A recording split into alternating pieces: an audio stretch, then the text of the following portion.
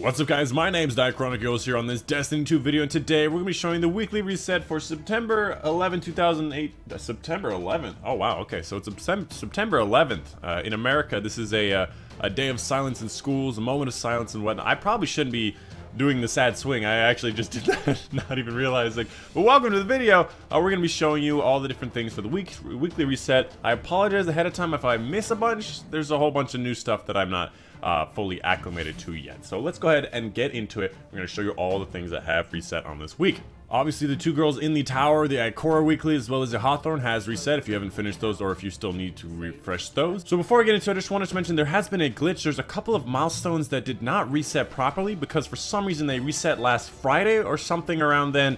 And when they did reset, they did not offer you powerful gear. So you can see here that I have 1 out of 3 complete on my Gambit. I have none of my Crucible, even though I should, because that would be an extremely fast Crucible. It reset last Friday without giving you powerful gears. Some of those did not reset. I'm pretty sure it was the Crucible, Gambit, Strikes, and Story missions that did reset. So if you finish those in that particular time period, they're not going to reset. Or if you have some progress, again, they're not going to reset. So it was a bit of a weird one. It reset midweek. It was an issue, but the rest of them should be okay. Both of the tower ones, Ikora and Hawthorne, are okay. The Flashpoint and Adventure are okay. The daily should be okay. I think there's a daily here. You can see the little daily symbol. Dreaming City should be okay. Again, it should be only those 4 in question: the Crucible challenge, Gambit challenge, Strike challenge, and then the daily heroic story challenges. So those are the 4 in questions. Some people may have only 3 out of 4 of those in a random order, but those are the ones that were affected. So when we're going through this, keep in mind that some of them have reset earlier and might not give you powerful gear.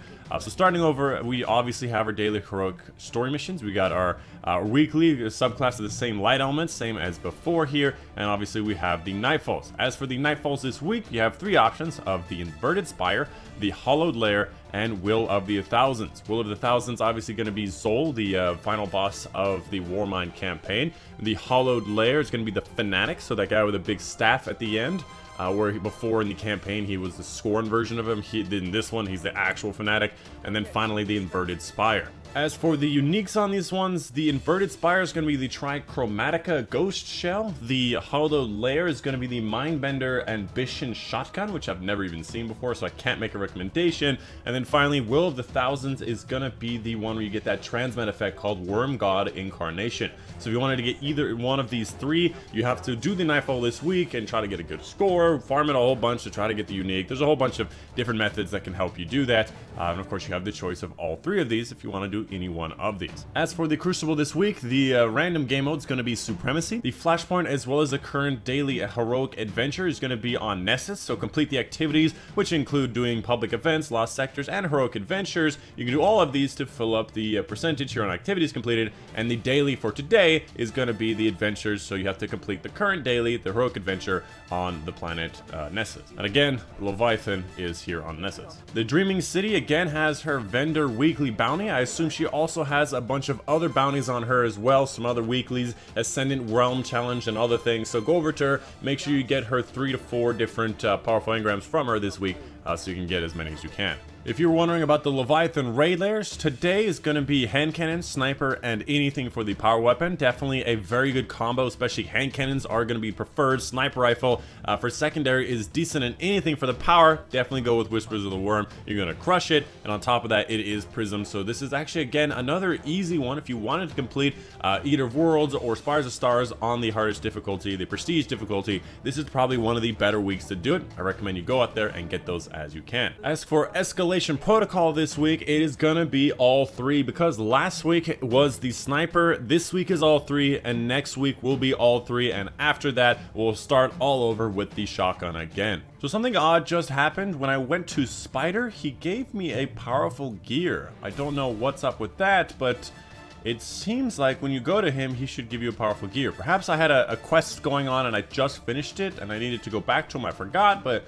I don't know. Either way, there's a bunch of different things you can look at him. For example, the different wanted quests and whatnot. There's definitely new ones. You can see This one looks like a new image, a whole bunch of new different quests, including the last one, which I personally avoided, which is going to be the one that gives you powerful gear, which is different from last week. This week is the Combustor Volus. If you want to get this powerful gear, you have to get 5 ghost fragments for doing random stuff on the shore, and then of course go after him. I assume he's going to be an adventure just like last time. He's going to be somewhat difficult at 540 mission. So make sure you pick up this bounty so you can get that powerful gear. Without further ado, let's go ahead and talk about Tess Everest. There's a couple of different things you can check out here. The standard compliment. Ooh, a level 4 bounty. Oh, I didn't know they had level 4 bounties.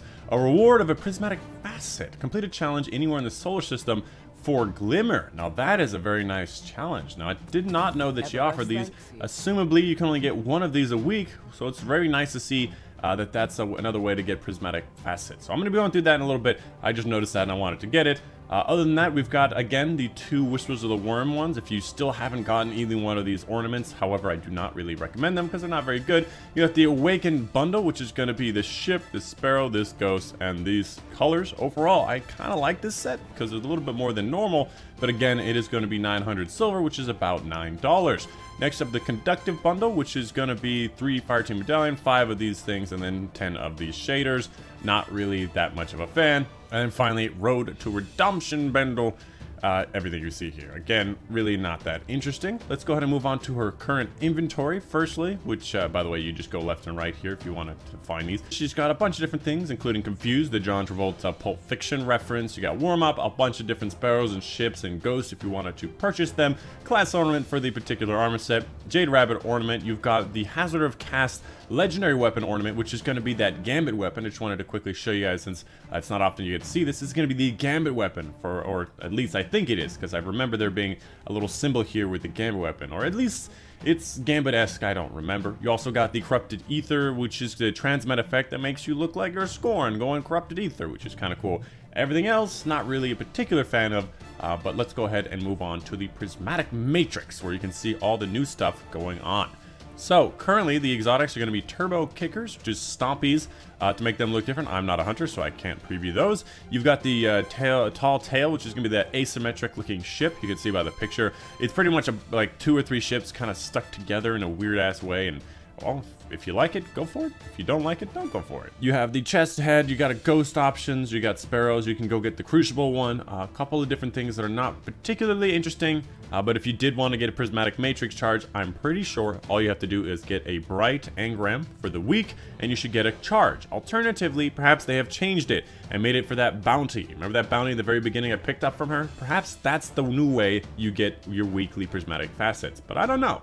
So you're gonna have to confirm that one for me. Anyways, let me go over to Benedict, and I'll be right back when I get over there. Alright, so for Benedict's inventory, ignore this. I don't even know why that's there. For Benedict's inventory, you've got the headpiece for the Prestige Leviathan, you've got the arm piece for the regular Leviathan, as well as the chest for the regular Leviathan, and I think Prestige Leviathan legs? And Spies of Stars class item. And then finally, you've got the inaugural address, which is again one of the best god roll pulse rifles out there, especially at 390. One of the higher fire rate without being too high. This is definitely something you want to get. If you have not already gotten it, all you have to do is complete the regular Leviathan this reset, especially with the power advantages that we have now. Leviathan is quite easy. That being said, as soon as you do get this, you can then pull out of collections for 500 light, which is really, really nice.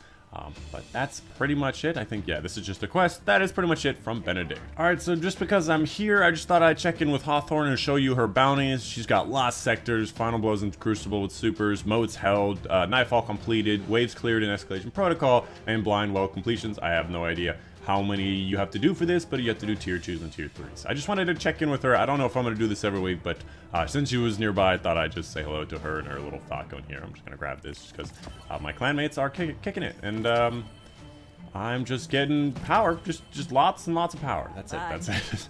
All right, that's the video for you guys today. Hope you guys did enjoy. Hope you guys are enjoying the weekly reset. The raid is coming up in 3 days on the 14th, so make sure you are watching the world's first live streams for the raid. I don't think I will be getting world's first, but I'll be definitely out there trying my little heart out. That's it. That's the video for you guys today. Hope you guys did enjoy. My name's Dychronic, and I'll see you guys on the next one. Bye-bye. Don't look so down. It's just a sad swing.